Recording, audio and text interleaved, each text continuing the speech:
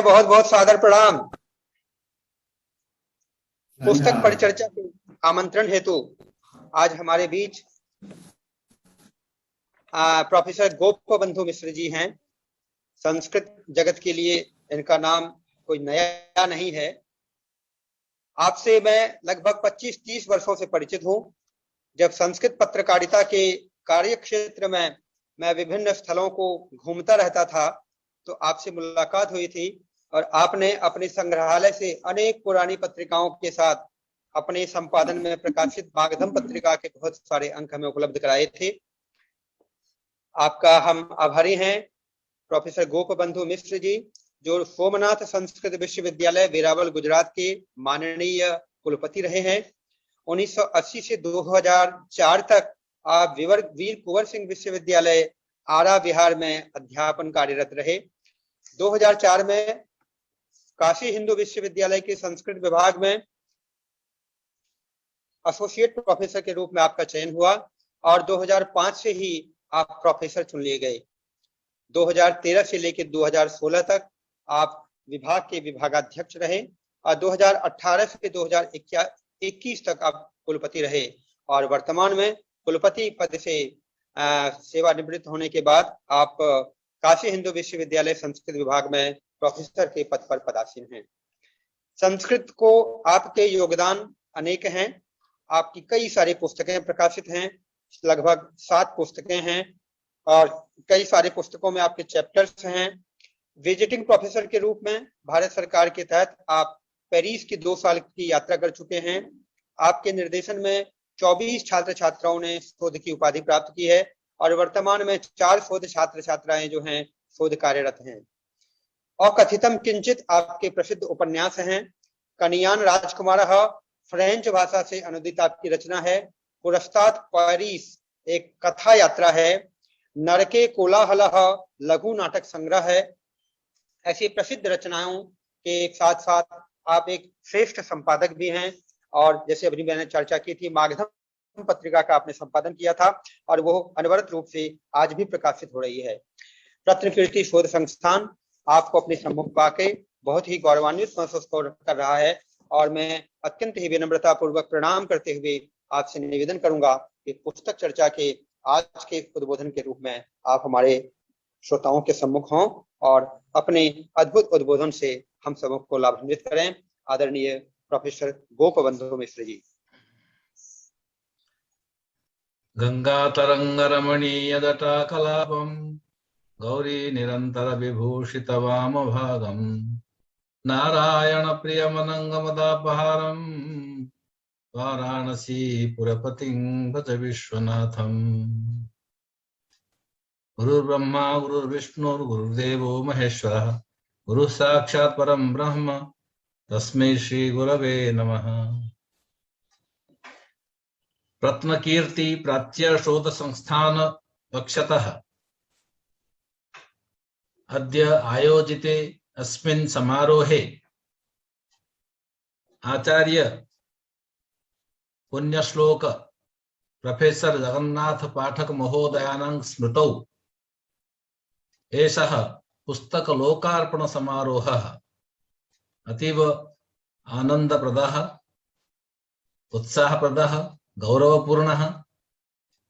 अस्मिन् अवसरे अस्माकं उत्साहवर्धनार्थं किंच सौभाग्य संवर्धनार्थं विद्यमानाः उत्तर प्रदेश संस्कृत संस्थानस्य परम यशस्विनः अध्यक्ष महोदयाः डॉक्टर वाचस्पति मिश्र महोदयाः नागार्जुन कृत बटेश्वरनाथ पुस्तकस्य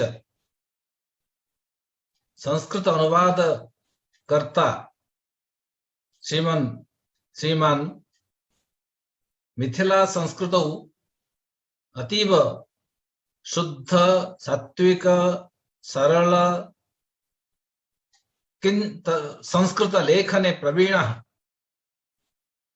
नित्य संस्कृत सेवी डॉक्टर ऋषिकेश झा महोदयः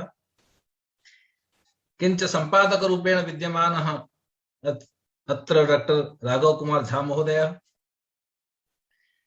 तथा च संचालक महोदयः येन सह बहु कालतः मित्रता विद्यमाना अस्ति। मध्ये कालं तत् साक्षात् सम्बन्धे अजाते अपि नित्यता विद्यमाना अस्ति एव। तादृशमित्रं डॉक्टर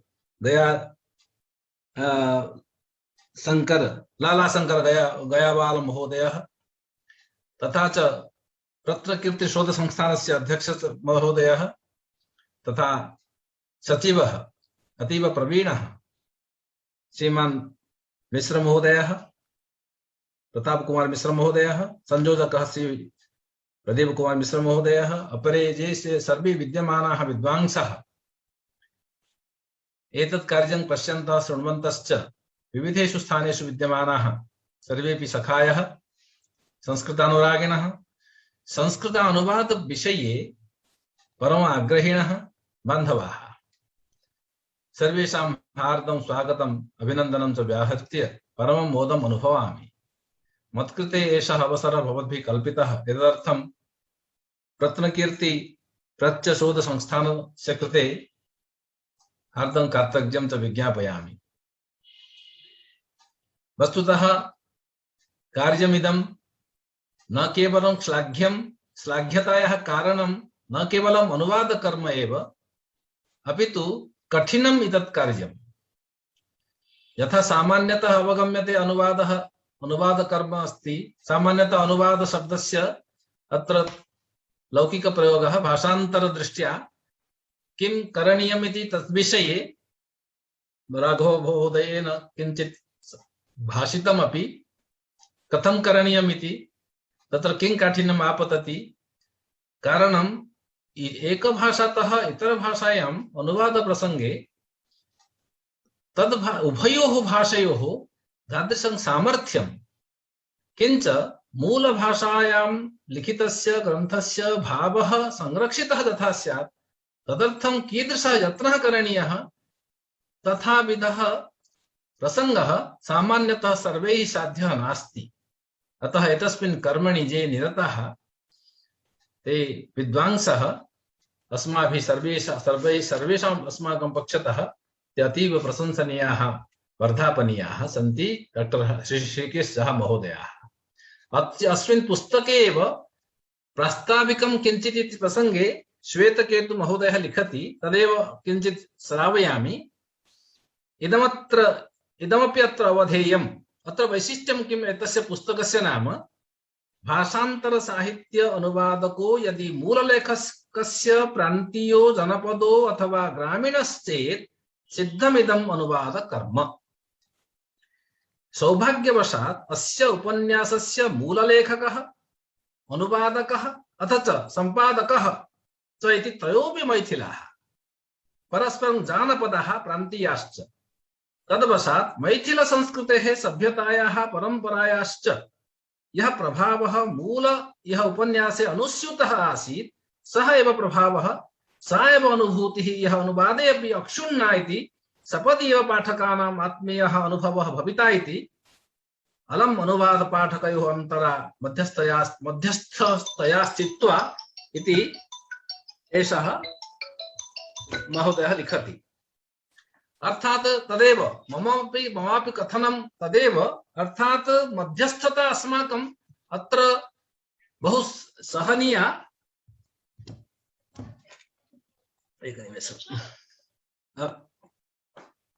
तत्र अर्थात अत्र प्रसङ्गत्रयम्।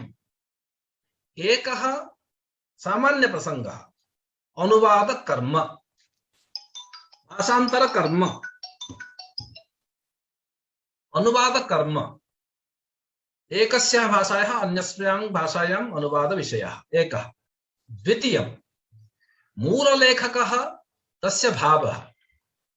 तृतीयं अनुवादकः तस्य सामर्थ्यं, किञ्च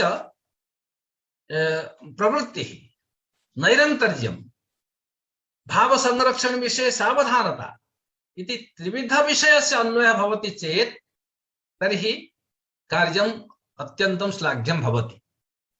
अस्मिन् प्रसङ्गे तथा सामान्यतः अस्माभिः ज्ञायते अनुवादस्य किं काठिन्यं, कदाचित् एषः जनः अपि अनुवाद विषये किंचित कार्यं कृतवान् अस्ति। फ्रेंच भाषातः अनुवाद प्रसंगे एतादृश अनुभवः अपि प्राप्तः।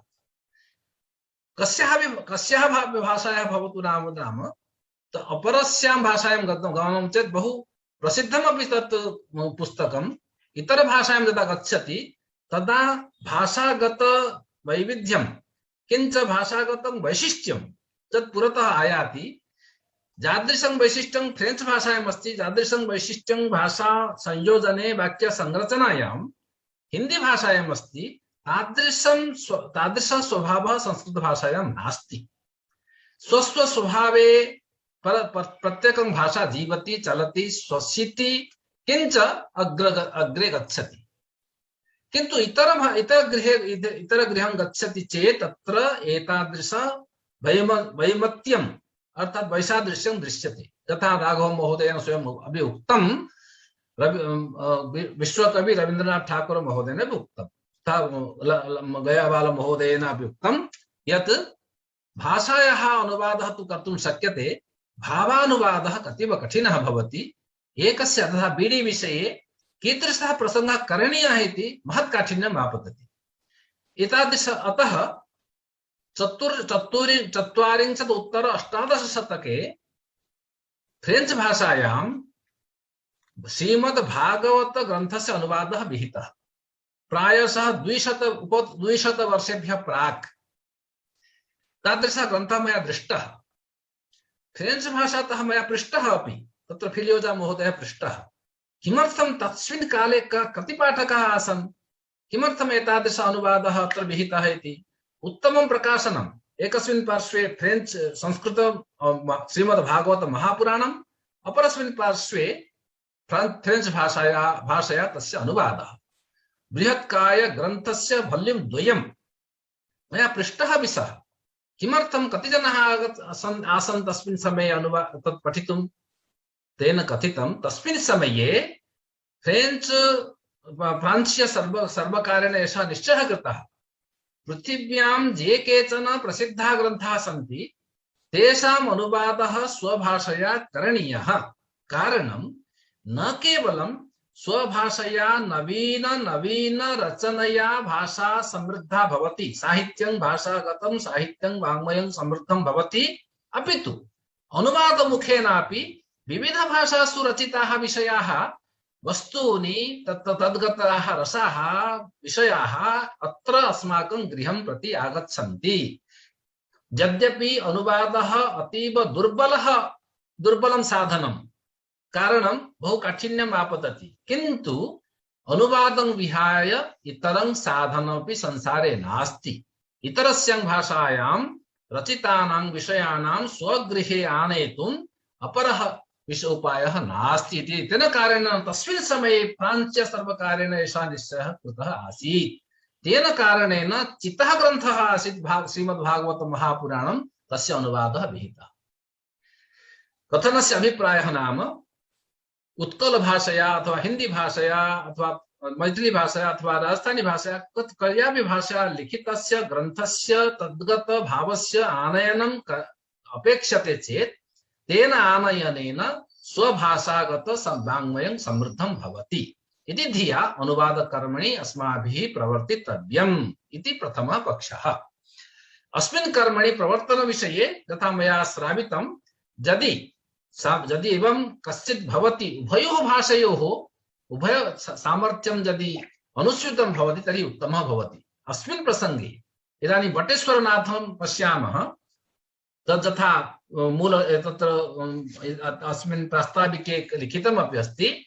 संयोगवशतः तद् सः मूललेखकः किञ्च अनुवादकः उभयोः एकस्मिन् स्थले एव जन्म अर्थात् संस्कारः। एतेन कारणेन किञ्चित् सारल्यं, किन्तु संस्कृत भाषायाः स्वभावं यदि न जानीयात् अनुवादकः, केवलम् एकां भाषां जानीयात्, कथमपि संस्कृतं अधीत्य केवलं सामान्य रूपेण अधीत्य सः अनुवादं करोति चेत् बहु कष्टम् आपतति। कथं भावस्य संरक्षणं करणीयम्। इदानीं वटेश्वरनाथं पश्यामः, अधिकं केवलं संक्षेपेण वदामि। वटेश्वरनाथे किमस्ति, एकः अस्य तथा महोदयेन इदानीं स्वयं अनुवादक महोदयेन कथितं, तस्य दासप्रथा विरोधः, बहु बहु सः अतीव प्रगतिशीलः लेखकः आसीत्। वयं जानीमः, नागार्जुन महोदय अतीव प्रसिद्धः हिंदी भाषा साहित्ये सः अतीव प्रसिद्धः कारणं सः अतीव प्रगतिशीलः लेखकः आसीत्। दृष्टिः अतीव विस्तृता आसीत्। तत्र एकः वटवृक्षः, यस्य तस्य मूलपात्रं तत्र भवति जयकृष्णः, तस्य प्रपितामहेन प्रायः शतवर्षेभ्यः रोपितः वृक्षः वटवृक्षः इदानीं वटेश्वरः। सः वटवृक्षः वृक्षः केवलं न, अत्र वृक्षः तत्र वृक्षस्य सामर्थ्यद्वयम्। एकं तु सः वृक्षः अनेकासां घटनानाम्, अनेकासां वृत्तीनां, चौरेभ्यः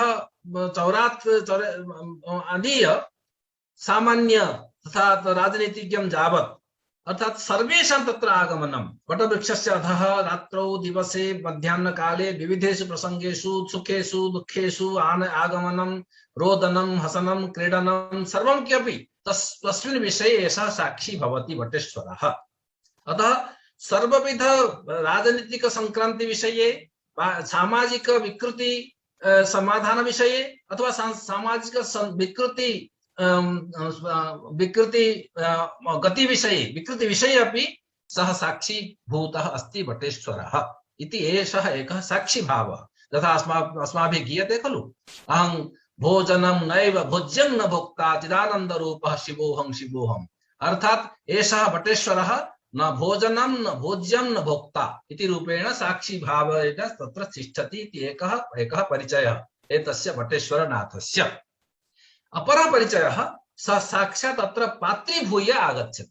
सः पात्ररूपेण विद्यमानः भवति, साक्षात् वदति मानवीकृतः एकः प्रसङ्गः, मानवीकृतं स्वरूपम्, एषः मानववद् भाषते, जयकृष्णं सम्बोधयति, तस्य चरित्रं नेतारं यस्य नायकं सम्बोधयति। किमर्थं भवान् चिन्तयति, ज्येष्ठमासस्य पूर्णिमातः आदाय ज्येष्ठमासस्य पूर्णिमा दिवसः एतस्य ग्रन्थस्य प्रारम्भदिवसः। तस्मात् दिवसात् आरभ्य 10 वर्षाणाम् एषा कथा। तन्नाम 10 वर्षाणाम् अनन्तरं श्रावणपूर्णिमायाम् एतस्य वटवृक्षस्य वटेश्वरनाथस्य अवसानं भवति। कदा भवति? भूकंप कारणेन एषः वृक्षः भूलुण्ठितः। वटेश्वरः भूलुण्ठितः, इदानीम् आश्रयं दातुं छायां प्रदातुं तस्य सामर्थ्यं नास्ति। किन्तु सः आत्मनः विषयं न त्यजति। आत्मनः यः भावः अस्ति, संसारस्य कल्याणं भवतु, सर्वेषां हितं भवतु, हितचिन्तनं भवतु, कस्यापि पीडा न स्यात्, दासप्रथायाः उन्मूलनं भवेत्, एतेषां स्वामीनां तथा कथित स्वामीनां उत्पीडनं न स्यात्, बालविवाहः न स्यात् इति एतादृश प्रगतचिन्तनं तस्य भवति। तस्मिन् विषये सः पूर्णतया साक्षी रूपेण विद्यमानः अस्ति वर्षाणि यावत्। 10 वर्षाणाम् एषा कथा। ज्येष्ठपूर्णिमा आरम्भकाले, ज्येष्ठपूर्णिमा दिवसे प्रारम्भः कथानकः, प्रारम्भः विषयः। श्रावणपूर्णिमायां किं भवति? अन्तिमसमये सः वटेश्वरः भूलुण्ठितः भवति। सः अस्ति नायकः जयकृष्णः, सः अतीव खिन्नः भवति, मनसा विषण्णः भवति। यदा वटेश्वरः भवति वदति, इदानीं मां त्यजतु, मम अन्तिमकालः आगतः, कतिपय दिनानि यावत् अहं यथा कश्चित् वृद्धः अन्तिमसमये वदति तथैव सः वदति, अहं वृद्धः जातः, इदानीम् एतत् सर्वं साधयितुम् अक्षमः, भवद्भ्यः छायां प्रदातुम् अक्षमः, इदानीं मम अन्तिमकालः आगतः, अहं गन्तुकामः, मम आप्रत्सनं करणीयम्। तस्मिन् समये जयकृष्णः अतीव विषण्णः भवति, किन्तु सः वदति, चिन्ता न करणीया वत्स। किमर्थं नाम, अहं पुनरपि एकेन काकेन मम फलं भुक्त्वा तस्य मलरूपेण तस्य हाजिं करीं बक्षस्य उद्याने मलत्यागः कृतः। तत्र तस्य फलस्य कारणेन एकः लघुवृक्षः उद्गतः। सः लघुवृक्षः मम मृत्योः अनन्तरं सः लघुवृक्षः अत्र पुनः स्थापनीयः। सः एव लघुवृक्षः पुनरपि एकः एतेन रूपेण मम प्रतिनिधिरूपेण भविष्यति। इदानीं शतवर्षेभ्यः प्राक् स्थापितः रोपितः वृक्षः इदानीं शतायुः भूत्वा स्वर्गमनं करोति। एतादृश मानव वृत्तिः अत्र उल्लिखिता अस्ति। अन्तिमकाले पुनः अग्रिमसोपानमपि चिन्तयति, वंशरक्षा भवेत्, संसारः अग्रे गच्छेत्, अहं भवेयम् अथवा न, तत्र तात्पर्यं न स्यात् वत्स इति कथयित्वा सः विरतिं लभते। किञ्च श्रावणपूर्णिमायाम्, अग्रिमश्रावणपूर्णिमायां पुनः 10 वर्षाणाम् अनन्तरं सः लघुवृक्षः किञ्चित् बृहत्कायः भवति। तस्मिन् समये एषः पर्यवसितः भवति। एतत् कथानकम्। एतत् कथानकं तु नागार्जुनमहोदयस्य द्वारा कल्पितं। तस्य कथानकस्य भावः मान्य अनुवादक महोदयैः सुतरां रक्षितः। एकैकमपि विषयं मनसि निधाय एकैकं पात्रं, यः अत्याचारी भूमि पतिः अस्ति, यः दासानुदासः अस्ति तस्य भावः, ये चौराः गच्छन्ति तस्य भावः, वर्णनानि सर्वं किमपि संस्कृतभाषया तथा विधरूपेण तैः स्थापितम् इति तेषां वैशिष्ट्यम्। अत्र स्वयमेव तैः कथितं, माननीय चमुकृष्ण शास्त्री महोदयेन कथितम् आसीत्, सरल मानक संस्कृतेन लेखनीयं, संधि रहित प्रसंगः भवेत्। महोदयेभ्यः तत् न अरोचत। इदानीमपि साक्षात् तैः उक्तमपि, साक्षात् संधिराहित्यं भवति चेत् संस्कृतस्य मौलिकं मौलिकं रूपं व्याहन्यते। अतः तेन मूलभावः नश्यति। अतः एतेन कारणेन सामान्यतः महोदयैः सन्धयः प्रयुक्ताः, कुत्रचिदेव त्यक्ताः। उत्तमः प्रयोगः, तिङन्तप्रयोगः, न केवलं कृतन्तप्रयोगः। यथा संस्कृतभारती द्वारा अथवा आधुनिक संस्कृतलेखन द्वारा अस्मादृशाः जनाः तथा कुर्वन्ति, तथा महोदयैः न कृतं। संस्कृतभाषायाः अतीव उत्तम संस्कृतभाषायाः प्रयोगः विहितः। तेन सारल्यमपि अस्ति, मानकता अपि अस्ति, उत्साहः अपि अस्ति, उल्लासः अपि अस्ति।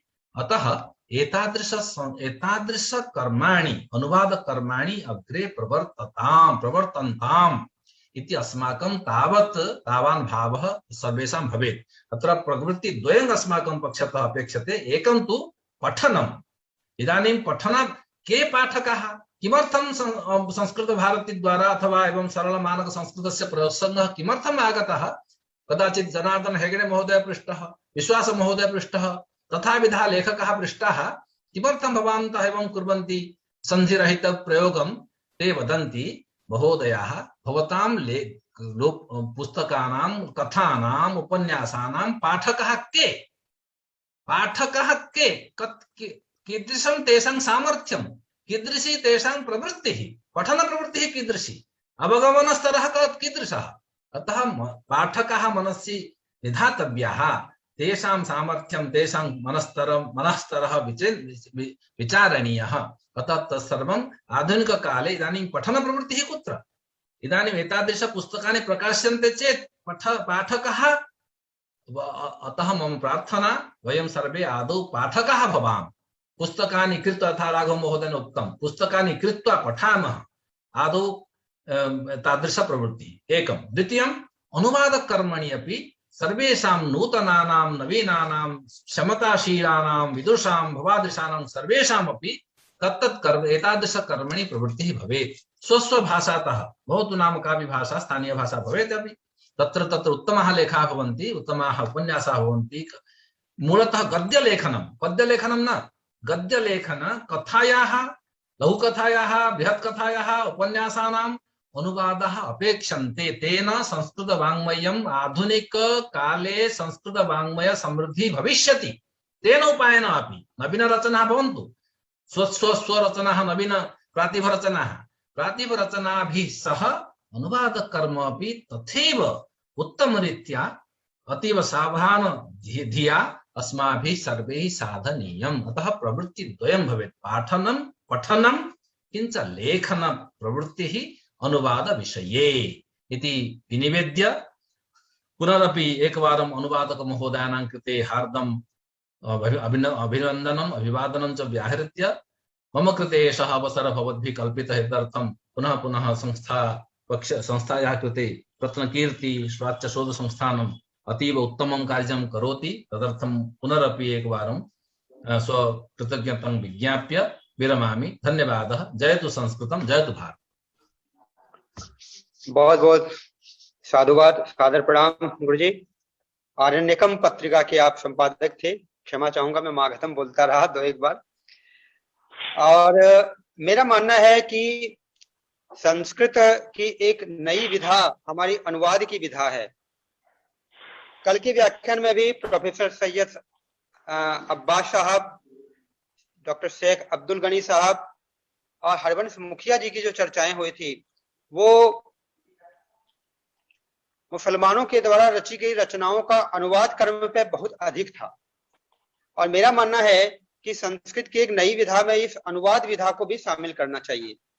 संस्कृत की शोध पत्रिकाओं के संकलन और उसके अनुसंधान के क्रम में मैंने देखा कि हमारे पुराने बहुत सारे अंकों में बहुत सारी अनुदित रचनाएं हैं जिनकी जानकारी नवागंतुक या आधुनिक संस्कृत अनुसंधाताओं को है ही नहीं।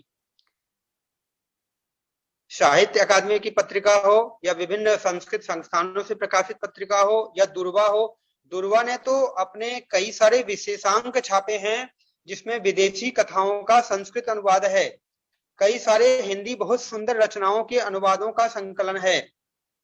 तो ऐसे अनुवाद विधा पर चर्चा करके, और जिस प्रकार से अभी हमारे आदरणीय प्रोफेसर गोपबंधु मिश्र जी ने कहा कि अनुवाद भी एक विषय वस्तु है और अनुवाद होते रहना चाहिए। साहित्य अकादमी भी प्रतिवर्ष अनुवाद के लिए पुरस्कार देती है, अनुवादकों को प्रोत्साहित करती रहती है। और हमारे संस्कृत के बहुत सारे विद्वान हैं, और मुझे याद है शायद रमारंजन मुखर्जी ने भी अनुवाद विधा में काफी कार्य किया है, बहुत सारे कार्य हुए हैं। तो इस पर ध्यान देना चाहिए। और संस्कृत के जितने भी हमारे अध्यापक प्राध्यापक हैं उनसे भी निवेदन है कि इस प्रकार की अनुदित किताबों का प्रचार प्रसार भी होना चाहिए। और ये कहते हुए मुझे बड़ी प्रसन्नता हो रही है कि इस पुस्तक का प्रकाशन भी संस्थान ने अपने अनुदित साहित्य श्रृंखला की संख्या 5 में किया है। और इस पुस्तक का बहुत ज्यादा मूल्य नहीं है, 150 रुपया मूल्य है। तो हमारा निवेदन है समस्त श्रोताओं से कि इस पुस्तक को मंगाएं, संस्थान के माध्यम से अध्ययन करें, पढ़ें, पढ़ाएं, अपने विद्यार्थियों को पढ़ाएं, और जो भी इसके रुचि वाले व्यक्ति हैं वहां तक ये पहुंचे। तो बहुत बहुत अच्छा परिचर्चा रही। और गोपबंधु मिश्र जी ने जिस प्रकार से वटेश्वर नाथ इस पुस्तक के ऊपर अपनी अभिव्यक्ति दी, बहुत बहुत आभार आपका सर।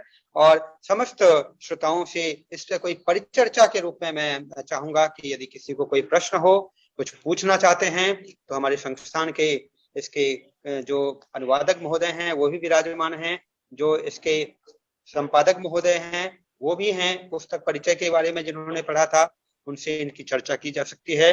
तो सदन जो है श्रोताओं के वृक्ष आमंत्रित है। यदि किन्हीं को कोई प्रश्न पूछना हो, कुछ जानकारी चाहिए हो, तो स्वागत है। जगदानंद झा जी कुछ पूछना चाह रहे हैं, आदरणीय जगदानंद झा जी लखनऊ से। जी जी, स्वागत है जगदानंद झा जी।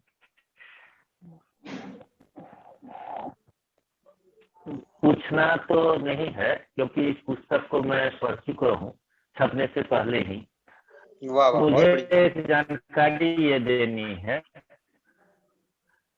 कि हमारे यहाँ से उत्तर प्रदेश संस्कृत संस्थान से, जैसा कि इस पुस्तक के लिए भी दिया गया और यह पहली कृति है, वैसे हम लोग मौलिक रचना को देते थे, अनुदित साहित्य के ऊपर में नहीं देते थे किसी प्रकार का अनुदान।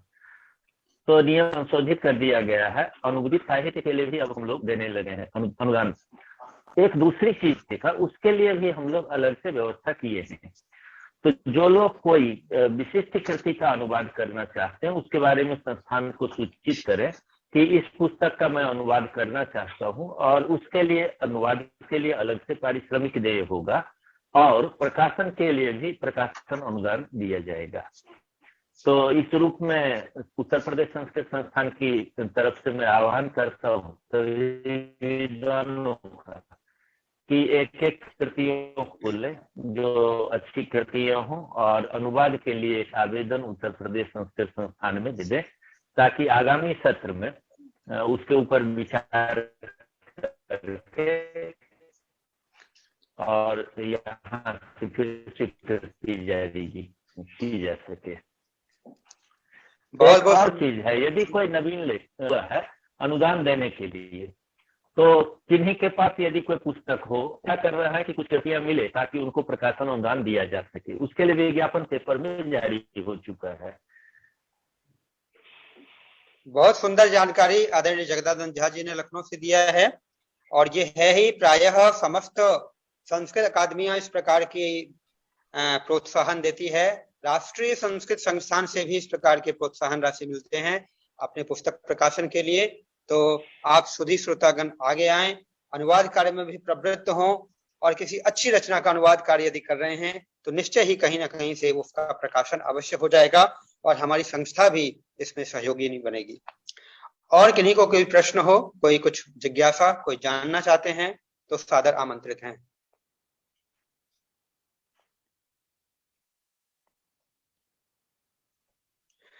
प्रतिदिन की भांति आज हमारे बीच हमारे प्रोफेसर संतोष शुक्ला जी, जो संस्थान से भी जुड़े हुए हैं, जवाहरलाल नेहरू विश्वविद्यालय में संकाय अध्यक्ष हैं, बराबर हमारे कार्यक्रम में जुड़े रहते हैं। प्रमोद भारती जी मसूरी से, हमारे भरतपुर से भी हमारे कई साथी डॉक्टर सरोज, सुमन, अनीता मीना इत्यादि जुड़े हुए हैं और कार्यक्रम की शोभा बढ़ा रहे हैं।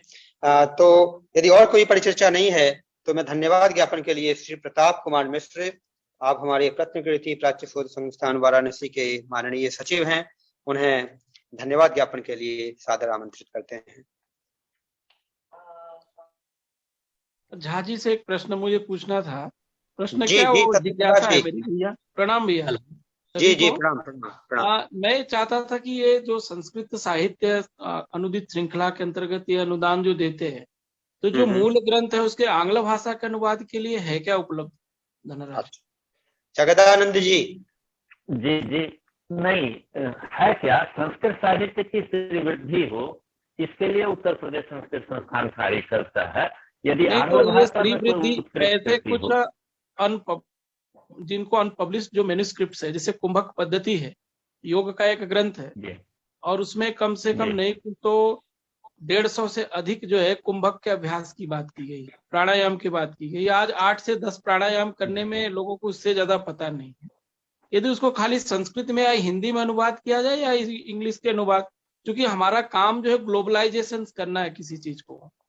अगर आप लोक साहित्य या मान लो संस्कृत में लिखते हैं तो पाठक कम है, अगर उसको हमें कहीं और बतानी है, अगर उसका आंग्ल भाषा अनुवाद है तो उसकी कोई व्यवस्था है या नहीं? मैं इतना था। नहीं, उत्तर प्रदेश संस्कृत संस्थान उसके लिए नहीं, हम लोग मार्केट वैल्यू नहीं देखते हैं, बस तो संस्कृत में आ जाए, संस्कृत भाषा की वृद्धि हो, इसके लिए प्रयत्न। तो भाषा का अनुवाद ही तो होगा, उसमें जो श्लोक है उसका अनुवाद यदि आप इंग्लिश में यदि कुछ है, संस्कृत हिंदी में है, आंग्ल में हो, किसी भाषा, संस्कृत में अनुवाद कर दें उसका, संस्कृत को बढ़ाना है। सत्य प्रकाश जी, इस कार्य के लिए आप राष्ट्रीय संस्कृत संस्थान नई दिल्ली में संपर्क कर सकते हैं। आपके इस अनुसंधान या शोध परक पुस्तक के लिए वहां से अनुदान मिल सकता है, और दूसरी दिल्ली संस्कृत अकादमी से भी संपर्क किया जा सकता है। अच्छा, ठीक है भैया, प्रणाम। जी जी, प्रणाम। प्रताप कुमार मिश्र जी आभार प्रदर्शन के लिए सादर आमंत्रित हैं।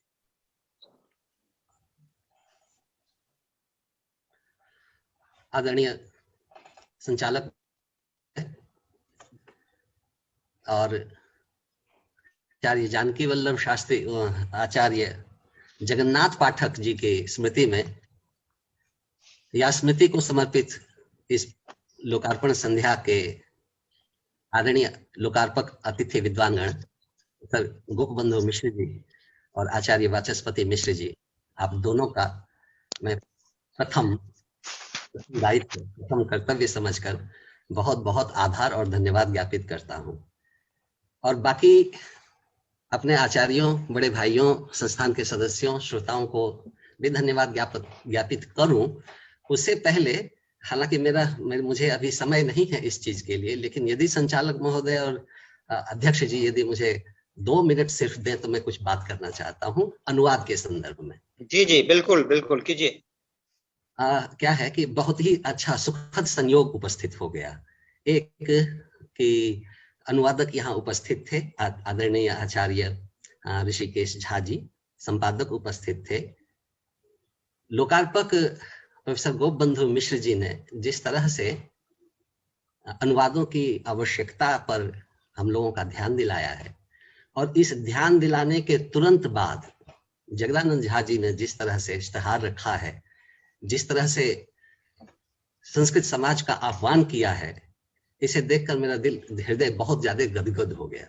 तो अब क्या है कि संस्कृत अनुवाद कर्म में प्रवृत्ति रखने वाले विद्वान विद्यार्थी प्रवृत्त हो, जगदानंद जी तक, उत्तर प्रदेश संस्कृत संस्थान तक, और भी बहुत सारे संस्थान हैं, वहां तक पहुंचे के बीच में छोटा सा एक माध्यम बनके एक संदेश आप लोगों को देना चाहता हूं। सिर्फ ही वो ये कि अनुवाद का कॉन्सेप्ट हम लोग क्लियर कर लेते हैं। अनुवाद का कॉन्सेप्ट, अनुवाद एक विज्ञान है, बहुत अच्छी अच्छी किताबें छपी हुई हैं अनुवाद विज्ञान पे, बहुत ही अच्छी अच्छी, अंग्रेजी से लेके हिंदी तक बहुत अच्छी किताबें आई हुई हैं। तो अनुवाद कैसे करें, क्या करें, क्यों करें, बहुत सारी चीजें उसमें आपको मिलेंगी। मैं आपको एक स्मरण, एक पंक्ति सुनाना चाहता हूं। अनुवादक होता क्या है? आज से करीब करीब 70 बरस पहले मेघदूत का एक अनुवाद है उर्दू में, राणा प्रसाद गन्नौरी साहब का। मुनव्वर लखनवी साहब ने उस पर मुकदमा लिखा था, भूमिका लिखी थी।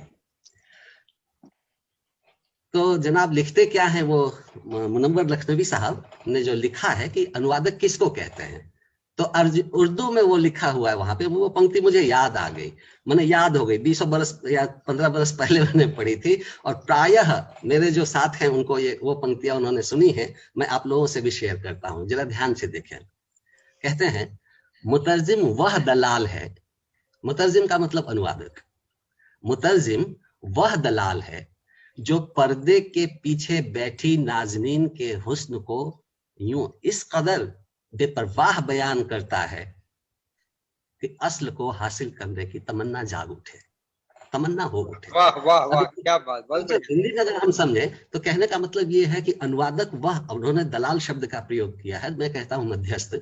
अनुवादक वह मध्यस्थ है जो पर्दे के पीछे बैठी नाज़नीन, सुंदरी के हुस्न को, सौंदर्य को कुछ बेपरवाह यूं बयान करता कि देखें, पर्दे के पीछे बैठी हूं।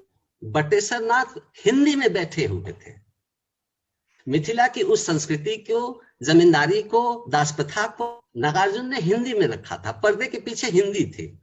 अब के हुस्न को आचार्य ऋषिकेश जी ने इस तरह से बयान किया है कि आप संस्कृत तो संस्कृत नाथ तक भी पहुंच जाएंगे। तो इस तरह से हम अनुवादक के इस कर्तव्य को स्मरण में रख के यदि करते हैं तो निश्चय ही साहित्य का जो गद्य विधा है वह समृद्ध हो।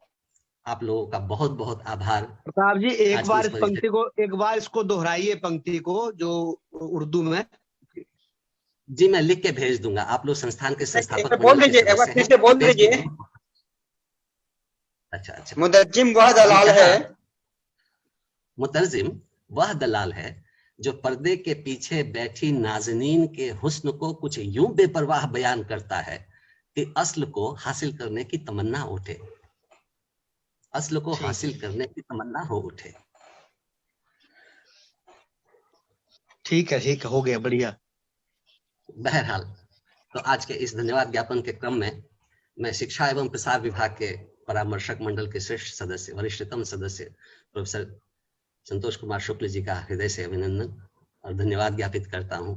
आप प्रतिदिन हमारे बीच रहते हैं और हमें साहस और उत्साह बढ़ाने के लिए चीजों को देखते हैं, बाद में हमें बताते हैं। डॉक्टर फरजान आजम लुत्फी साहिबा अनुवाद से जुड़ी हुई हैं। देखिए क्या सुखद संयोग है, उन्होंने वो भी एक अनुवादिका रही हैं, ईरान से आई हुई हमारे बीच एक विदुषी।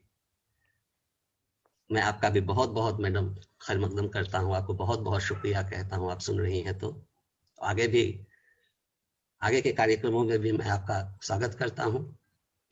जगदानंद झा जी के आगमन से तो बहुत ही प्रसन्नता हुई। उत्तर प्रदेश संस्कृत संस्थान जो कुछ भी करता है बगैर उनके हस्तक्षेप और उनके विचार, जो मेधावी प्रतिभा है उनकी, उसके बगैर वो नहीं करता होगा। मेरा आशय है आप इसी तरह संस्कृत के कार्य में प्रतिभागी बनते रहेंगे, हमारा उत्साह बढ़ाते रहेंगे।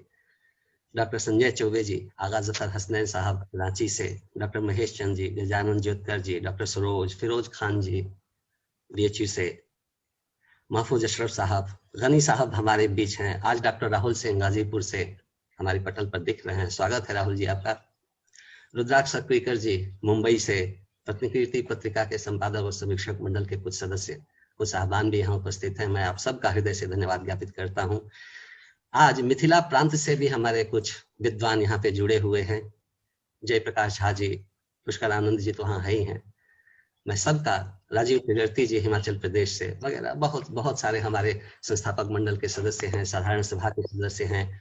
मैं अपने संस्थान के अध्यक्ष डॉक्टर ज्ञान प्रकाश त्रिपाठी जी को भी धन्यवाद देता हूँ और सभी का आभार करते हुए अंत में इस कार्यक्रम के संचालक महोदय को भी बहुत बहुत धन्यवाद देता हूँ। आदरणीय संचालक महोदय, आपने यह जो बताया था, अभी अभी गोबंधु सर ने बताया था कि मिथिला का ही लेखक नागार्जुन, मिथिला के ही संपादक डॉक्टर राघव, मिथिला के ही अनुवादक डॉक्टर ऋषिकेश झा और मिथिला के ही संचालक डॉक्टर जलाशंकर गयावाल। इस मैथिल समागम को मेरा प्रणाम, बहुत बहुत धन्यवाद, बहुत बहुत धन्यवाद। नमस्ते। सबों का बहुत बहुत आभार। ऐसे ही कार्यक्रमों में से जुड़े रहें, हमारा आत्मबल बढ़ाएं, अपना ज्ञानार्जन करें। मैं अपनी एक बात कहना भूल गया हूँ, क्षमा करेंगे जी। लाला भैया के उत्साह से, और राघव जी ने इसकी भूमिका रख दी थी कि किताब खरीदें, वेतन का 1% दें। मैं कहता हूँ 1% नहीं, 1,000 रुपया लगाएं, बहुत बड़ा योगदान, संस्कृत जी जाएगी साहब। सही बात। लाला भैया ने कहा कि हम लोग इस किताब को खरीदें। मेरा उत्साह गया है संस्थान का सचिव होने के नाते। देखिए, मैं सचिव हूं नहीं, बना दिया गया, आदेशों का पालन कर रहा हूं और उसी आदेश के पालन के तहत अपना वक्त समाप्त करके मैं फिर से इस बीच में एक आपसे गुजारिश करूंगा। गुजारिश कि हमारे बीच आज 60 श्रोता हमारे बीच उपस्थित हैं। सभी से मैं आग्रह करूंगा कि संस्थान द्वारा प्रकाशित इस बटेश्वर नाम पुस्तक को एक नहीं, कम से कम 5 प्रतियां आप जरूर खरीदें। इसलिए संस्थान को इसके विक्रय की परम आवश्यकता है। यहाँ एक मिनट की और सुनाऊंगा। हमारे बीच डॉक्टर राजेश जी हैं, संस्कृत विभाग से हैं, फारसी और उर्दू की बड़ी अच्छी है, आपको बहुत ही गंभीर काम करते हैं, प्रयत्न करते हैं, करते रहते हैं। संस्थान ने पिछले दिनों स्त्री व सिंहोवा एक पुस्तक की पुस्तिका निकाली थी, कथा निकाली थी, उर्दू कथा का संस्कृत अनुवाद है, बेहतरीन अनुवाद, बेहतरीन कथा थी, अनुवाद तो जैसा भी बन पड़ा होगा। राजेश जी ने उस किताब की 15 कॉपी अपने पैसे से खरीदी, खुदा जाने भगवान जाने कहां से भेज दी। 60 रुपए की किताब थी, 35% उस संस्थान ने उन्हें छूट दी। मुझे लगता है 400-500 रुपए की उन्होंने किताब खरीदी होगी, लेकिन उनके खरीदने का प्रयोजन मेरे दिल को छू गया। 60 रुपए की किताब है, 35% पे यदि छूट देते हैं तो वो किताब 40, 45, 50 रुपए की आती है। अब उन्होंने 15 कॉपी जिस तरह भेजा, मुझे बहुत अच्छा लगा, इसलिए मैं आप लोगों के बीच रख रहा हूँ। और सिर्फ इसलिए एक प्रार्थना करूंगा, निवेदन करूंगा कि इस तरह की किताबों को, और खास करके जब हम लोगों का संस्थान प्रकाशित करता है, तो अवश्य खरीदें, अपने मित्रों को भी दें। आज एक बिजनेसमैन की तरह मैं ये बात कर रहा हूँ, हालांकि प्रकाशन विभाग मुझे क्षमा करे कि उसकी तरफ मैंने ये बात कह दिया है, लेकिन ये एक निवेदन था। इसके लिए आपका बहुत बहुत आभार। प्रकाशन विभाग का कार्य आपने कर दिया, ये आप, इसके लिए आपका बहुत बहुत आभार, बहुत बहुत धन्यवाद। हाँ, इसकी आवश्यकता भी है। हमारे बीच कोषाध्यक्ष भी बैठे हैं। हाँ। कोषाध्यक्ष डॉक्टर प्रवीण कुमार मिश्र भी बैठे हैं। मैं उनकी अनुमति और सहमति से यह बात कह रहा हूँ, वह भी मुझे क्षमा करेंगे और अपने कोष के इस प्रबंधन पर मेरी तारीफ ही करेंगे, डांटेंगे नहीं, बिल्कुल इसकी आवश्यकता भी है। देखिए, कुछ कार्य ऐसे होते हैं जो करते समय तो लगता है कि क्या कर रहे हैं, लेकिन जब कर गुजरते हैं तो बड़ा आनंद आता है। इसकी 10 पुस्तक तो प्रताप जी हमें भेजिएगा, मैं अपने विद्यार्थियों में इसको वितरित करूंगा और उससे प्रेरित करूंगा पढ़ने के लिए। ऐसी बात नहीं है। पिछले दिनों हमने कम से कम संस्थान के लिए 10 आजीवन सदस्य भी जोड़े जो संस्थान से जुड़े हैं, और इसी तरह से लाभान्वित होते रहेंगे। बहुत बहुत आनंद आया, बड़ा आनंद आया। सबों को सादर प्रणाम, साधुवाद, नमो नमः, धन्यवाद। एक भारतीय एकता के लिए शंभू को बुलाएं। जी शंभू को बुलाएं। संचालक महोदय जी भैया, भारतीय एकता के लिए शंभू को, डॉक्टर शंभू तिवारी जी सादर आमंत्रित हैं कि संस्थान के गीत गायन के साथ इसका समापन किया जाए। जी सभी को प्रणाम। भारतीय एकता साधकं संस्कृतं, भारतीयत्व संपादकं संस्कृतं, ज्ञान पुंज प्रभादर्शकं संस्कृतं, सर्वदानंद संदोहदम संस्कृतम भारतीयैकता साधकम संस्कृतम साधकम संस्कृतम नगरे नगरे ग्रामे ग्रामे वाणी सदने सदने जन जन वदने जयतु चिरम कल्याणी सत्यशील सौंदर्य समीरा ज्ञान जला गति सारा छल छल कल कल प्रवहतु दिश दिशि पावन संस्कृत धारा पावन संस्कृत धारा अमर वाणी विजयताम अमर वाणी विजयताम अमर वाणी विजयताम नमो नमः भारतम नमामि नमः। शंभु समाप्त करो। जी धन्यवाद।